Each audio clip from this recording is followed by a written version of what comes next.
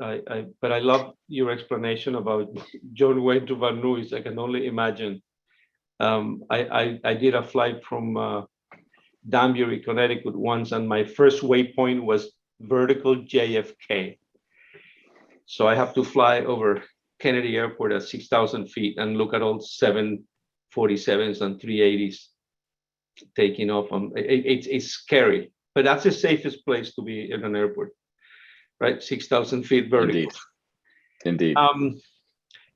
Okay, at the beginning of my introduction, I said something that I was hesitant to put it in those terms, but I said, if we want to deploy drones and air taxis, we are going to have to replace the pilot and the air traffic controller with technology. We cannot do this with humans. And hence, DAA pilot UTM controller is a generalization. But you guys in your presentations basically clarified that yes, without these systems, we will not be able to deploy. The current system will not be able to support vehicles that do not have pilots on board. Okay, so the conversation is, in your opinion, let me start with Chris. How far away are we from having some sort of a usable UTM that the FAA will recognize as safe? Yeah, I mean, that's a really good question. I think it depends on your ConOps really and how you want to fly. I think different vehicles will fly differently, right? Some vehicles don't even need to have a UTM. If you're flying visual line of sight only, you're providing safety. And then you have to look at what John presented was air risk and ground risk, which UTM can help with both. So you can look at things like population density, and you may get that from a map, or you may get that from a cellular provider that counts, the handsets on the ground, and you know exactly how many people are below you. But the first hurdle, I think, is certified vehicles, especially in the United States, where we're not doing things like you might see in Europe with specific category, doing SORA and risk analysis. So I think we need certified vehicles, and I think detect and avoid is something we have to address, both strategically, tactically, with both ground-based UTM solutions and airborne solutions that work together. I think that the data that we need access to provide that in a UTM is still largely unavailable. So that's one issue. I think the airborne solutions, they have a little bit more flexibility in how they'll operate. So in terms of time, I would probably say certification in the next 6 to 9 months, we'll have vehicles that can fly and remove the ground risk. But to provide a detect and avoid solution in a repeatable way, we might be maybe a year or two out from being able to do that. And what's required for doing it in a certified or approved way, I think that's a little bit unknown at this point. But I would see the technology being able to support it in 1 to 2 years. And you guys are doing a lot of work with the FAA and NASA, I guess, right? Yeah, I mean, so we're doing a lot of work with the FAA.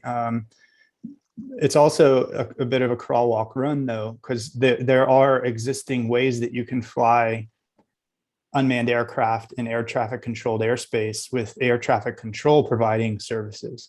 So they could fly with ADS-B out. They could fly with relayed radios, so you can talk directly to ATC, and you're really operating as a pilot would in the airspace, but just removed from the aircraft. And so if you flew under IFR rules, you may be offered, some separation assurance. So there's some things you can do procedurally, but they're not scalable, right? The question that you ask is also dependent on how scalable do we want this? Are we going to be doing everything that we want to do probably not right away, but let's find a way. I think the real question is, how do we get to the next way of flying beyond visual line of sight, which is repeatable? Right now, what we're doing is we can do beyond visual line of sight, but we have to look at those corridors and make sure nothing's in the way, or we have to provide visual observers. But we can only operate in one city because that's where we've done our analysis. That's not scalable. So we need to be able to have a repeatable process, and then we can start to address scalability, much better. Yeah, when NASA received the mandate from President Kennedy to go to the moon, they said, we need to be good at this. And the word was repeatability, confiability, right? And be able to be good at what we do repeatedly. And they did it. So I guess it's another generation of NASA employees, but it's the same approach. John, there is a question for you regarding the NAMAC, the separation. Somebody's asking you if those will be the same requirements with a UTM deployment. Yeah, the short answer is we don't know yet. There are discussions going on in the standards community and in the regulatory community around that very question. And that is, if you are in, well, let's just say for argument's sake, we're talking about below 400 feet AGL. The current rules, at least in the US, there's a rule called 91.119, which very clearly stipulates that no GA pilot shall fly below 500 feet above the ground or within 500 feet of a person, place, or thing, with some exceptions, things like paragliders and helicopters, et cetera. So you're already in an environment where there shouldn't be any GA, right? Great. But what about when that environment starts to get dense with small BVLOS UAS aircraft or AAM aircraft? The volume frequency of traffic will be such that the air traffic control organization, as it exists today, with the systems that are in place today, don't have the capacity to handle. So therein lies where UTM offers benefit. If everybody's cooperating and sharing data through a UTM system, then every node in that network is aware of the other nodes. Therefore, you can self deconflict. If you had such an environment, then I can see a case where the existing well clear and NMAC volumes could be reduced because everybody has perfect information about where everybody else is and therefore can make the appropriate determinations how to make a very small adjustment to make sure they're not going to collide into one another. The other thing that you have as a bit of a benefit is when you don't have humans aboard, the machines don't care how close the other machine was as long as it missed. Humans tend to get a little bit spooked when we see things that get close to our airplanes. Even, you can fly on an airliner today, and I guarantee almost every flight you'd have somebody that would look out the window and would see another airliner flying the opposite direction using what we call RVSM, reduced vertical separation minimums. It looks really close when you're up there at 30,000 feet. Now, it's not that close, right? There's plenty of distance, but to someone who doesn't know this stuff and is new to that environment, that looked scary. Like, oh my God, that plane almost hit us. And you hear somebody say that on a flight all the time.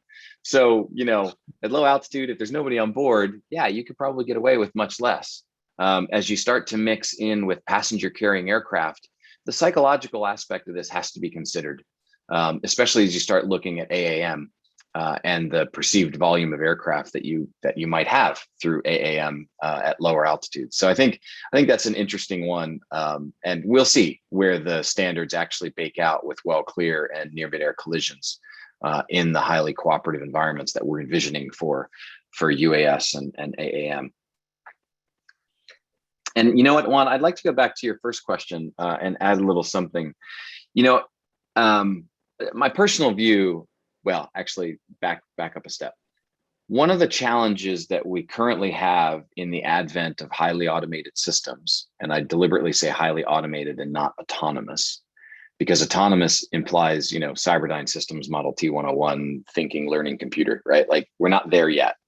But highly automatic systems can be very safe. As a matter of fact, I would argue that the safety level of Part 121 ops today, which are airline ops, are largely due to the fact that you have highly automated systems. It takes workload off of the pilot, which then allows the pilot to monitor and ensure everything's operating nominally. So that safety record is clear, and there is a high correlation between automation and that level of safety. So, so the point is that clearly the human still adds benefit to systems. Our job with highly automatic systems is ensuring that the human is given the right information and the right control to elevate the level of safety, to elevate the capacity of the system, and to elevate the efficiency of the system.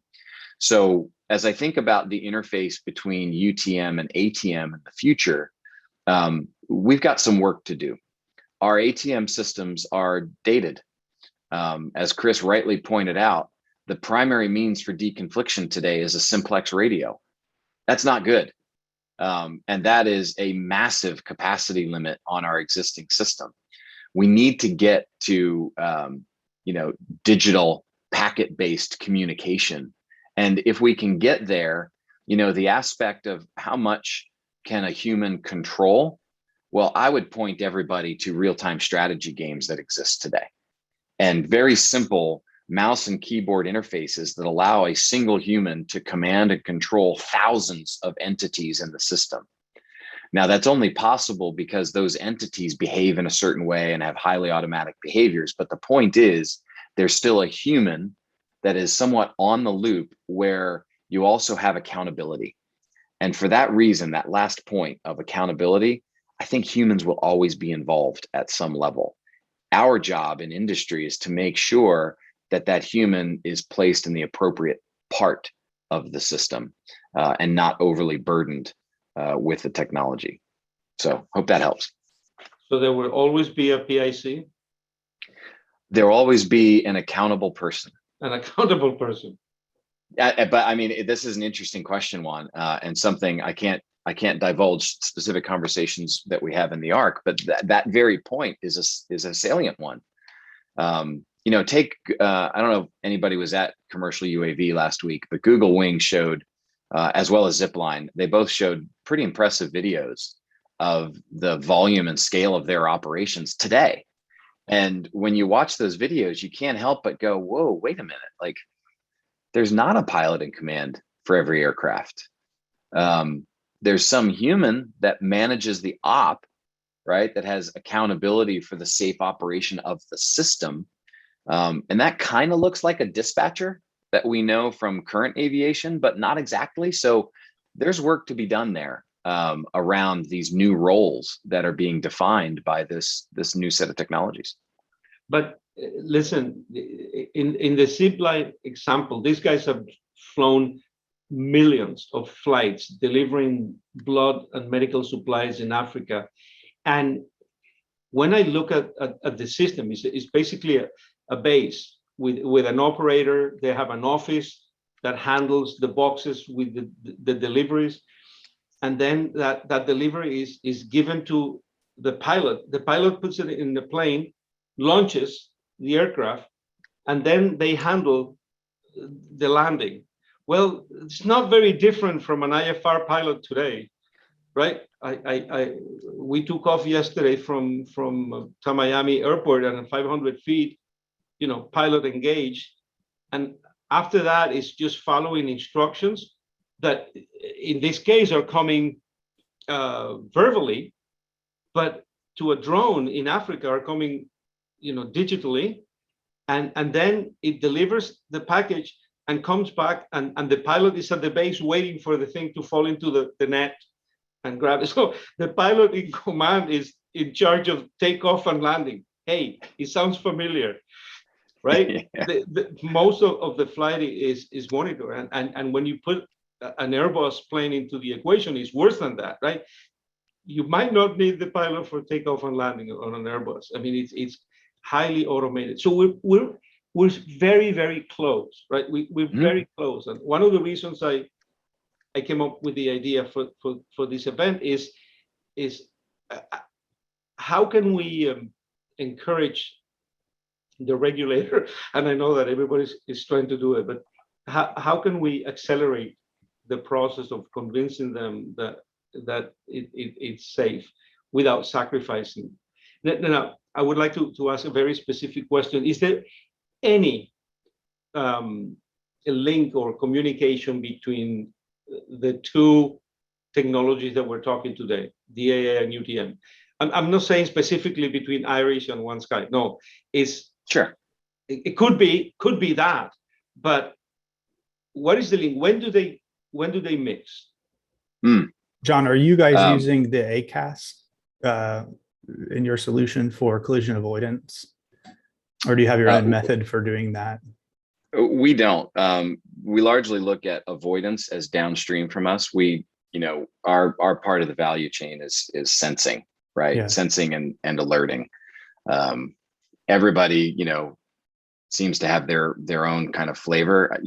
There's a lot of benefit to the ACAS, obviously derived from TCAS, and looked at by a lot of very smart people. So cool, and maybe could become a standard, but at the same time, it might not be appropriate for all aircraft and for all operational environments. So that's why we kind of defer, and that's up to the operator and the manufacturer. We don't typically, integrate that onto Cassia because we're not the autopilot. I know for our efforts, Juan, we have brought in, onboard measurements from, I know it's from radar data, and so it could be any sensor data. And we brought that down through the telemetry feed and then used that within the UTM system. So, the mechanism for getting data down is just computer science. And then how do you use the information goes into what kind of algorithm you're using, whether that's an ACAS algorithm, it could be on board, it could be on the ground. And there's benefits for both. So I would say, yeah, the answer is yes. These things are already being tried, and there's methods within the standards to address that. Okay. Yeah, and what I would say, Juan, is that the BVLOS UAS operational environment provides an incredible learning ground for what future ATM might look like. So I think this is a really interesting space over the next 5 years as we see an increase in BVLOS UAS ops that are using UTM for airspace deconfliction. There is an interface layer here, though, and that is, let's take Joby, for example, right? That's a novel helicopter. It's going to have a pilot when they start, and it's going to be using the existing ATM system and existing airport infrastructure. I love it. That's great. Like, it's going to be quiet. It's going to be safer. It's a novel way to travel that basically is a step up from the helicopter. They need to then prove their business model using that. Ultimately, they will almost certainly want to reduce the pilot workload and perhaps even remove the pilot from on board to get that payload back and to reduce operational costs. Those types of things are going to really drive this interface between low altitude airspace management and the traditional ATM system, because our current air traffic control population is only so big. There's only so many controllers out there, and any given controller can really only manage about 20 to 25 targets at a time for their sector. And that's the way it breaks up today. If you look at a place like LAX, it's broken into sectors, and there's a controller that has responsibility for each sector, and that sector is determined by the volume of traffic so that you stay within the humans, limitations. And I mean, you fly, right? So you've heard it. When a controller gets saturated, it gets stressful really quick. Yes, and then you can hear the supervisor plug in right over that guy's shoulder and take over, right? Because that single controller, as they get saturated, this is human nature. It becomes harder to divide your attention across the entire scope. So you have a supervisor that will come in, and then she'll plug in and she'll handle some of that traffic to try to divide the workload, because now she has a better picture of the overall thing. So you'll hear controllers even say things like, "Oh, I've lost the picture." That's what they mean, right? They have this ability, it's trained and experience to just look at the whole scope and see everything. It's really amazing. If anybody in the audience hasn't gone to see how Tracon works, I highly recommend it. It is a fascinating thing to see, but there are limits. I was going to say exactly that. That if you're a pilot, just go to the nearest center and request an appointment. It will take a month or two of FBI background checks and stuff like that. But eventually, you will be given your chance. And I lived in Longmont, Colorado for a few months, and one day I was driving around and I saw this gray building, and guess what? Denver Center is based in Longmont, Colorado. So I opened, I knocked on the door and I asked for an appointment. The guy started laughing and gave me a form. And 3 months later, I received my call from Denver Center to be there, and I was given 4 hours of time to be inside, and I sat with a controller. He gave me headphones, and from a pilot point of view, to be witness to their work, I was in awe.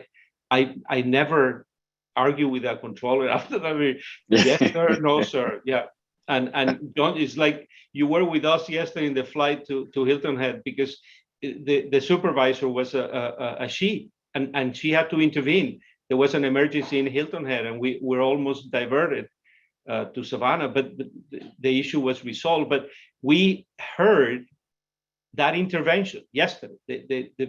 So when we look at automating this process, right, it's more to the picture than meets the eye. It's also the supervisor. It's also the non-normal, the non-traditional event that occurs. How are we going to handle that? And when you have a safety track record that we have today, nothing can be left on plan or unattended.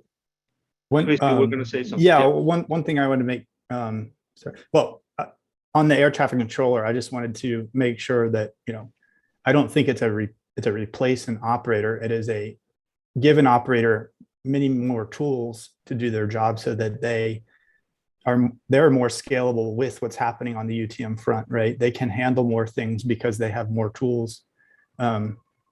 So that's one thing. That what I was going to say earlier was that we didn't address one issue, which is the difference between like collision avoidance and detect and avoid. And I think, the FAA is taking to the term collision avoidance, because detect and avoid means that you have to detect something before you avoid it. And that's not the only way that you reduce risk. So flight rules like what John's talked about, separating altitudes, if you're flying easterly or westerly, that is a procedural separation. We're going to fly a certain way. There's rules of the road. I go to Oshkosh almost every year, which is the international fly-in. And if either of you have ever flown in to Oshkosh, you'll understand what procedural separation is. It is amazing to see 15,000 planes fly into that airport, and they only depend on ATC guidance, tower guidance, but you don't talk to the tower. You follow rules that are published in the NOTAM.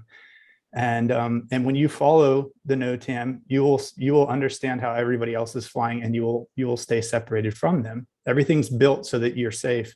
So I think that there's a huge role in collision avoidance and reducing air risk that nobody's talking about enough, which is procedural separation and how we do things down at low altitudes, so that the technology that is providing detect and avoid does a much better job. It operates when it needs to with much more clarity, and decision-making is easier to understand because you're not going to fly into an area where there's a lot of procedures going on. Don't fly into Oshkosh, fly away from it, So I think collision avoidance is a better word because it addresses procedural separation, strategic separation, and then tactical, right? So I think that's important to mention here. Okay.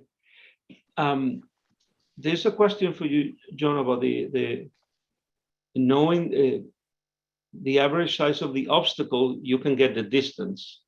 Remember you said something about the geometry of your camera and estimating the size of the target, you can estimate the distance. But for objects such as static on the ground, it will be tougher to understand the depth.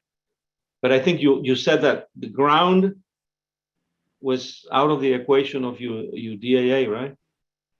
Yeah, I mean, we are specifically focused on the airborne threat, the moving threat. That said, static objects, well, the biggest risk with static objects Chris identified in his presentation is that people put new ones up and they take things down and things change. So, keeping a database of static objects up to date is a significant challenge. I'll reference what our friends at Skydio do. They also use a computer vision method, but their focus is near field and avoiding the static object, the things that they don't want to collide into that are part of the environment, right? So you can almost think of our stuff as the far field, right? We're trying to detect the dynamic object that is not cooperating with you. And things like Skydio's system are ensuring that you never run into the static object that you're very close to.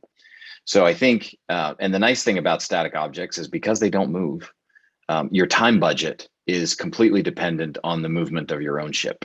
So if you know that you're in a static object rich environment, you can fly slower.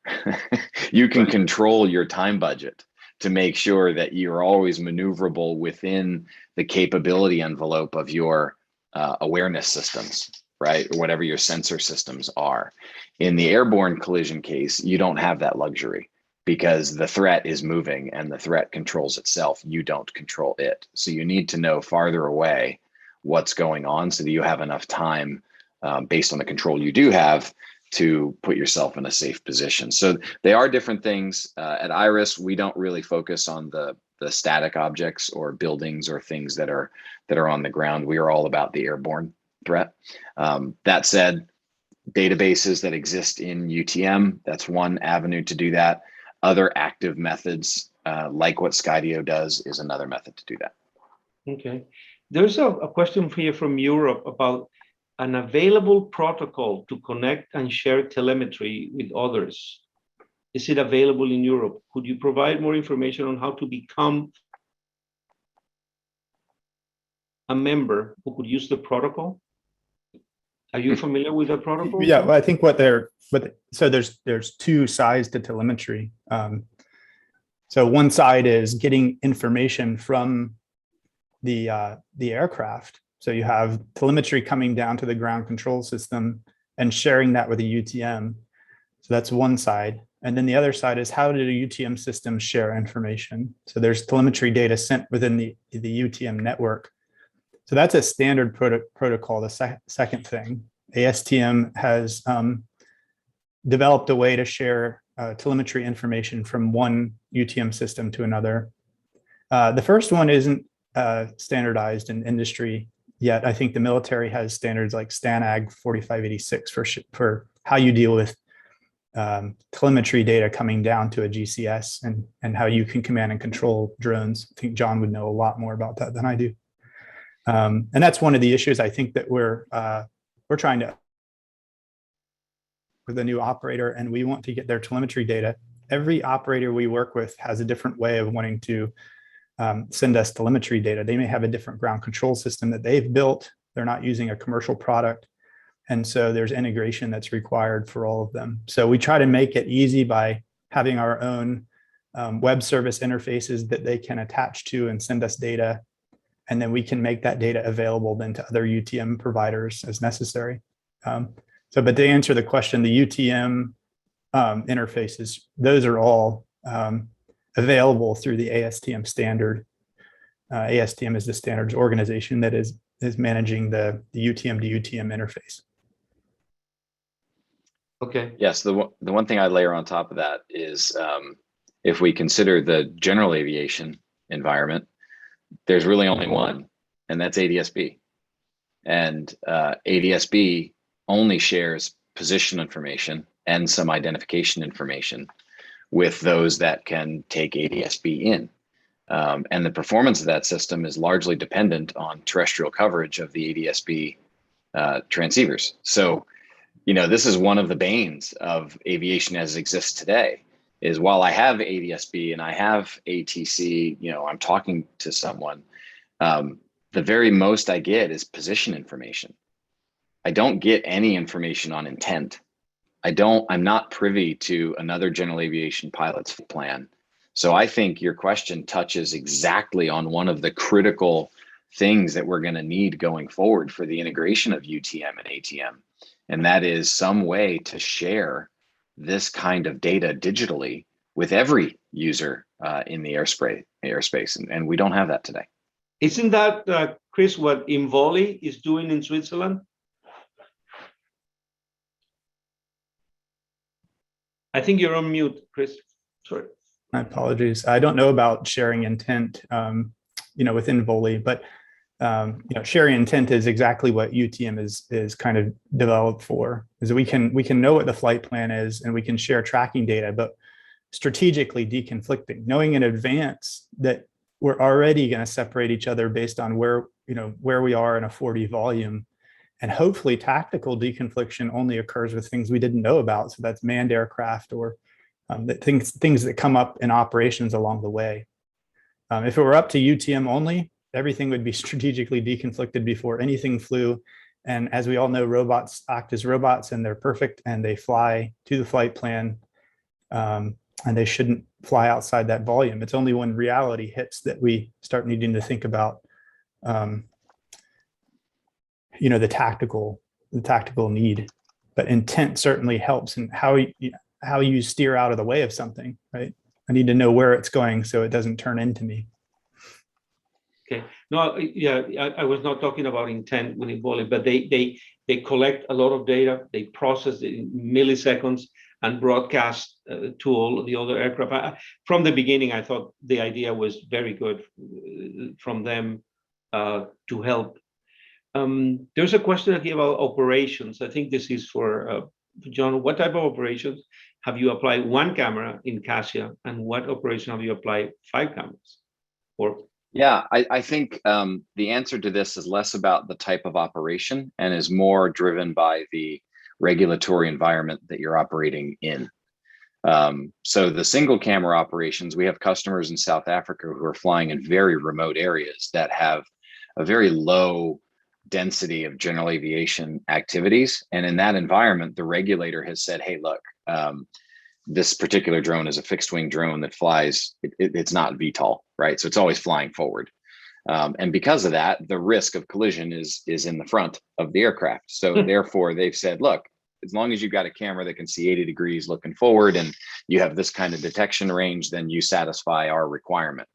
So it's really driven by the regulator and the environment that you're flying in. The 5 camera, the multi-camera system, well, this is what we need in the US because we have a high level. I mean, the US has the highest general aviation activity level in the world by a factor of 2. So, this is where the threat really is. And guess what? This is where a lot of the economic opportunity is as well. So the drones themselves now need to be more aware of their surroundings, specifically when it comes to non-cooperative aircraft. And it's in that environment that we need to use the multi-camera system to be able to see in 360 degrees around the drone. Yeah, I agree. There was a comment, not a question, that I saw you responding, John. Someone who's using a Skydio, sorry, a system. Well, I have a quick question for John. Just thinking about, like persistent coverage, because you did touch on that. If it's not on board the aircraft, but if you're going to provide it from a ground perspective, maybe tied into a UTM, have you engaged in any of those types of projects? What have you learned? And then, what would be, if you're looking at, when I focus on how the easiest ConOps to go out and fly beyond visual line of sight, it's flying in a ADS-B mandated area like a Mode C Vail. Is it conceivable to have your cameras, providing full coverage of a Mode C Vail, or is that too big of an area? Yeah, I think, that's probably too big of an area, to be honest. Our use case that we're exploring with a couple of customers today is to protect an area of operations that are going to be high frequency for their business. So think, a parcel delivery route between 2 known endpoints, or a surveillance area where you have infrastructure and you need regular inspection. So the idea is that a single ground CASIA unit would be able to give you, a 1.5 to 2 kilometer radius bubble where you get alerts, including position and categorization of a threat in enough time so that your small drone operation can, basically just descend to a safe altitude that is covered by your infrastructure. So this is, when I think about deployment use cases with systems like Skydio, for example, that's like the perfect marriage, right? Because you've got a very simple system to deploy to get your wide area awareness that gives you the coverage and the knowledge to know that you can have your completely automatic inspection system go up and do its thing, and then come back down and charge, and then do its thing, and then come back down and charge. Yeah, I think there's a lot of benefit that comes from the marriage of different sensors, right? I'm thinking, what does it give you to have radar plus visual? Maybe you have early detection, but you have verification with the camera or something like that, that it's not some kind of clutter, but it's actually a drone flying low, right? Yeah.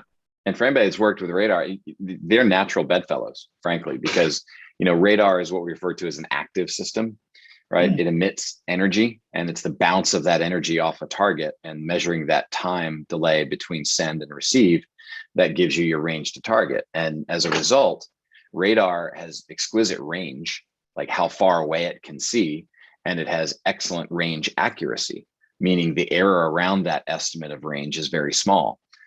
Ironically, what radar is not good at is bearing an elevation, right? So it's very gross. So what you get is a cone of uncertainty with a pretty thin disk at the distance that the target is. So kind of looking this way if you're looking at the target. Computer vision and an optical system is exactly the opposite. It's very complementary. We have exquisite bearing and elevation with a really skinny ray that we drive towards the detection. But because we're approximating range by using size as a proxy, we have more error in range. So our error ellipse looks like a capsule you might swallow with medicine, right? But along the line of the camera. But when you put these two things together, you now end up with a very small error uncertainty ellipse. That is a really good combination of systems. That's great. Yeah. Okay, guys, we have 2 minutes left. I think it's time. Oh, one more question. Funding size of investment versus ROI. Well, Juan, you didn't say this was going to be a political discussion. Would it be perceived as mass transportation, or instead would be a VIP service? Well, I think air taxis,